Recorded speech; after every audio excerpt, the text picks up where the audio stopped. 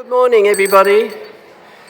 We've got a jam-packed program today, so we're actually starting right on 9. So I want to welcome you all here to this 30-year celebration of the New South Wales Fall Prevention and Now Healthy Ageing Network, and it's our annual forum.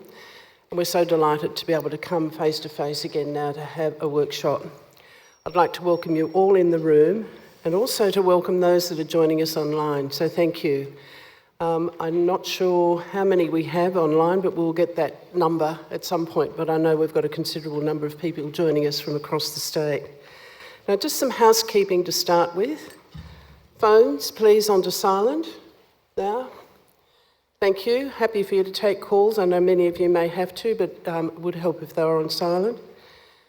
In terms of a fire, if there's a fire, please note where your exits are. I travel a lot by planes, and there will be morning tea and lunch provided for you. And look, it's a jam-packed program, so we do ask you to try and move through the queues, have your morning tea, enjoy the company with each other and your lunchtime, but if promptly, our sessions will be starting on time, so promptly back into the rooms, especially this afternoon. It's my pleasure now to introduce Aunty Joan Bell, who's a Gadigal elder, and she's going to deliver the Welcome to Country. Thank you, Aunty Joan.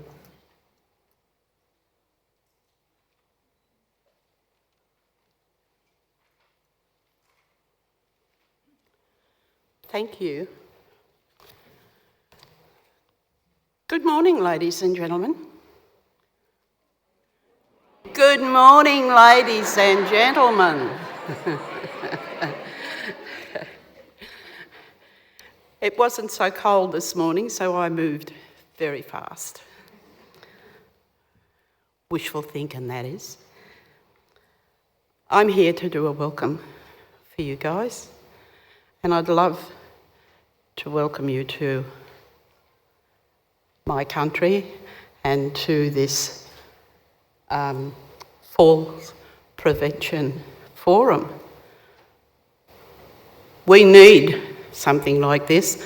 Those stairs really get me. I'd just like to let you know that as an elder, I support the people in government embracing the Uluru Statement from the heart, voice, treaty and truth-telling. But I'd like to explain that it's not just any voice. It's got to be a voice that we trust, that is there talking for us, that is going to do everything that we need them to do, whoever that voice may be. I hope it's not a port carrier for the port carrier. And I sit on the board of the Metropolitan Local Aboriginal Land Council. And Metro LALC is the body for the protection and preservation of all Aboriginal culture within its boundaries. That includes Sydney CBD and 24 local government areas from Canterbury Bankstown to Cessnock. And we are proud to acknowledge all respective traditional owners and custodians for this place now called Sydney. My name is Joan Bell. My family and friends know me simply as Aunty Ding. It's easier to remember. Ding Bell? I am a proud Wiradjuri Gadigal woman. Wiradjuri was my mum and Gadigal is my dad.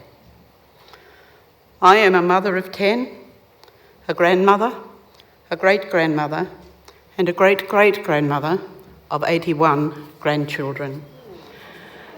And let me tell you, 81 grandchildren, they keep you fit. We play a lot of football and they don't squirm in tackling Nana, let me tell you. My Gadigal ancestor was a local custodian who was taken to Parramatta's Natives Institute and in 1845 was taken by Reverend John Cartwright to Pajong, Gundingara country near Gunning, New South Wales, to work. I was born at a little Central West, New South Wales Wiradjuri town called Peak Hill.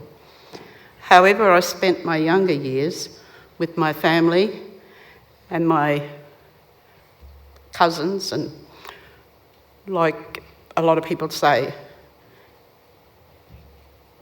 we go walkabout. And being Gadigal on one side and Wiradjuri on the other, I had the best of both worlds. So I did a lot of walkabouts with my family. I lived on the block in Redfern. You may have heard of the block. I lived there for 15 years with my family and my kids. It was great. I now live on the new block in Waterloo. And it's getting there. We honour our Gadigal, Eora elders and leaders, including Barangaroo, Pemaway, and many others who fought the first boat people who landed in Sydney Cove in 1770 and 1778. My respects to Gadigal elders, past and present. We honour our matriarchs and patriarchs. Because of them, we can. My respects to all elders and peoples from other First Nations here today. We listen to the old people, ancestors, and they show us the right path. They protect us, they help us, they take care of us. I know a lot of people say, ancestors, spirits, it's a lot of bull, but it's not, really. When you grow up and your first words are ancestors, and the first word you learn is the old people. You must respect the old people. So the ancestors, if we're doing wrong, the spirits do come back. They come back and they nudge us, give us a nudge, get up and do it right. If you don't do it right, you're not going to sleep tonight. So I sleep very well, let me tell you. This welcome to country is made in the spirit of peace and harmony with all peoples of modern Sydney. Our aim as local custodians is to establish an atmosphere of mutual respect through the acknowledgement of our ancestors and the recognition of our right to declare our special place in the pre- and post-history of the Sydney region. Respect is taking responsibility for the past, the present, and the future. Evidence of our occupation, ownership, and nationhood can be seen everywhere throughout our country. Our signature is in the land, not just in our DNA. Respect is in how a woman digs in the earth for yams. Very careful, I must let you know. If you're a young girl and the older ladies, the older parents and women are trying to teach you how not to bust a yam getting it out, you do it with a lot of respect and very careful. You bust a yam and many a time I got flicked up the ear, let me tell you. Respect is in the rivers, the sea, and the breeze quietly moving through country. The law of this land says that you must respect and honour all the people and all parts of the country. With this welcome, we ask that you all will respect the law of the country. Give honour, be respectful, be polite, be gentle and patient with all. Respect is everything, living and growing. Please look after the land, sea and rivers. Then the land, sea and rivers will look after you. In conclusion, I say to you, respect shapes us and lifts up the people. This is my welcome to you from the heart. Welcome to the land of my ancestors. Welcome to my country. Thank you. Welcome. Thank you very much, darling. Beautiful. Thank you. I work with you down the stairs. Thank you. Just get your hand.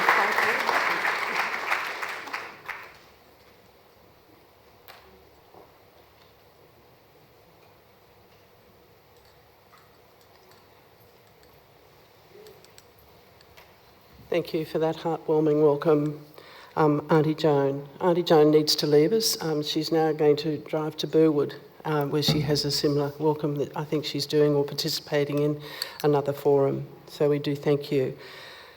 My pleasure now is to introduce Dr. John Ward. Dr. John Ward was a geriatrician.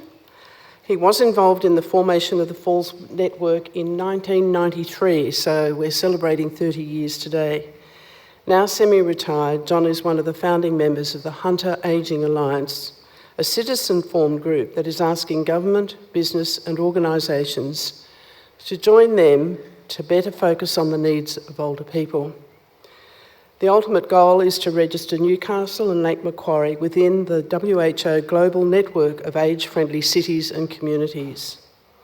Thank you, John. We look forward to your opening. Thanks, Lorraine.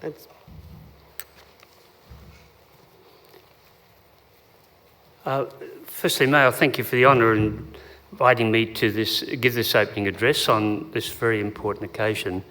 And can I start by acknowledging the original inhabitants of the land and express the hope that Australians can start to repay our debt by an overwhelming vote for the voice in the forthcoming referendum. I want to start by just talking for a minute about how the network started. In the late 80s, as Lorraine said, I was a geriatrician at Prince of Wales, and part of the Department of Community Medicine at the University of New South Wales, where I met a young psychologist doing a PhD, Stephen Lord, and we found a common interest in falls and falls injuries. The Randwick Falls and Fracture Study was largely Stephen's brainchild, and I was just lucky enough to tag along. Stephen, however, was not the only star born by that program. He recruited a young psychology, and I'm sure if she was a psychologist or a student, Karen Aunty, who's gone way beyond any of us in a different area, and she's now world famous for risk factors in dementia. In the early 90s, we started the Fitness for Seniors program within the Department of Geriatric Medicine at Prince of Wales, led by an OT, Maureen Strudwick, and a health promotion officer, Helen Pinnock, partly funded from our bone densitometry program run by Dr. Katarina Jovanovic. Out of all this came our interest in falls prevention and our awareness that wonderful projects were happening all over New South Wales, resulting in the development of valuable resources that were being lost as people moved on. The constant reinvention of the wheel was an incredible waste of time. You'd go looking for these resources and find out the person who invented them had moved on to something else and no one could quite remember where they were.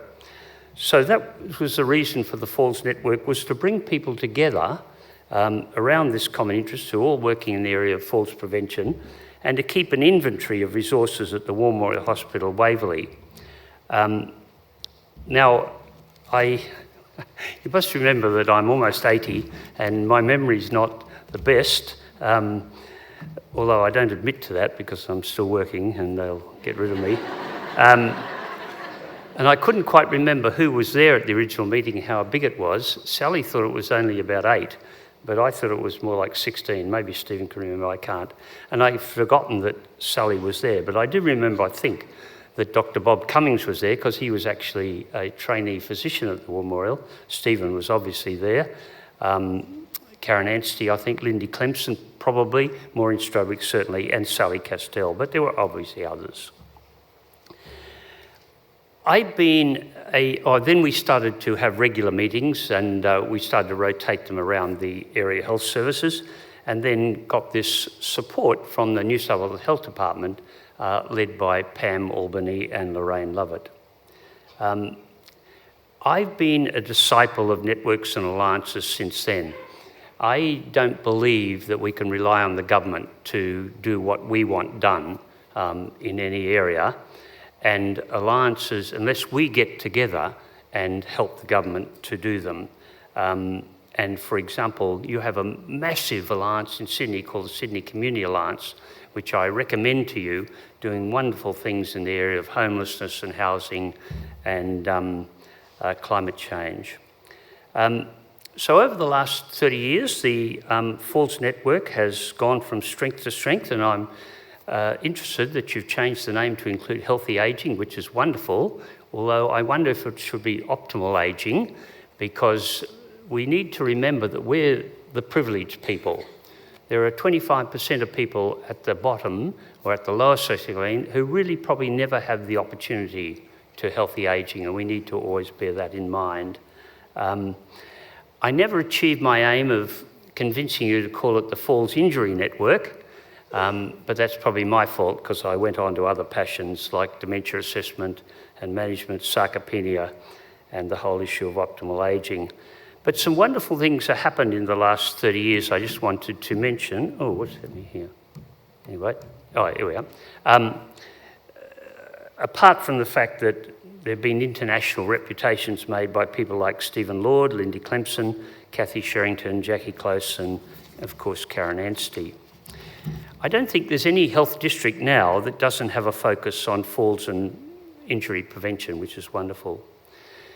I'm very gratified to see that exercise and physical activity has gradually moved up the charts to secure its rightful place under the academic hands of Kathy Sherrington and Ann Tiedemann, and the proselytising hands of Sally Castell, Deb Moore, Lorraine Dunn, and many other wonderful fitness leaders. If I'd talked to you 10 years ago, most of you would not have heard of sarcopenia.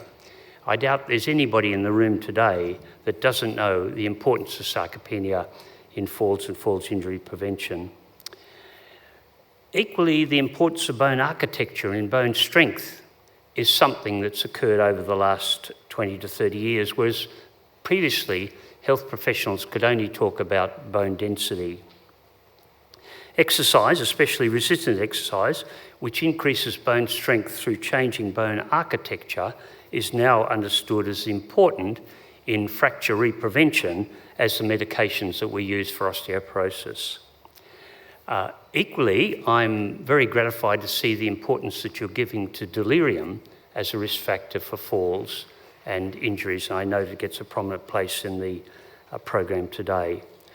There's also the acceptance that older people have the right to manage their own lives, even if they don't always make the right decisions. We think they don't always make the right decisions with regard to safety. We no longer think that we can prevent falls by discouraging mobility. Our job is to encourage independence by safe, evidence-based physical activity. And finally, we're starting to fit falls injury prevention into the bigger picture of healthy or optimal ageing, about which we'll talk a bit more this afternoon, but I see it's on your agenda. So let me conclude by congratulating you on growing this network over the last 30 years. It's very rare for people with international reputations like the one I mentioned to stick with us little people, and even more rare for any venture like this to be still going after 30 years.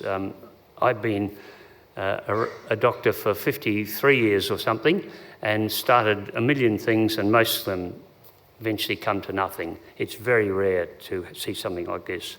So I want to thank the leaders who have supported the network throughout the journey. Thank the health department people, officials like Pam Albany and Lorraine Lovitt, who provided the necessary funding, and the wonderful people behind the scenes, like Esther. I can't remember Esther's surname. But most of all, thank you for providing your support in this very important public health issue. I think you should be very proud of this achievement. Thank you.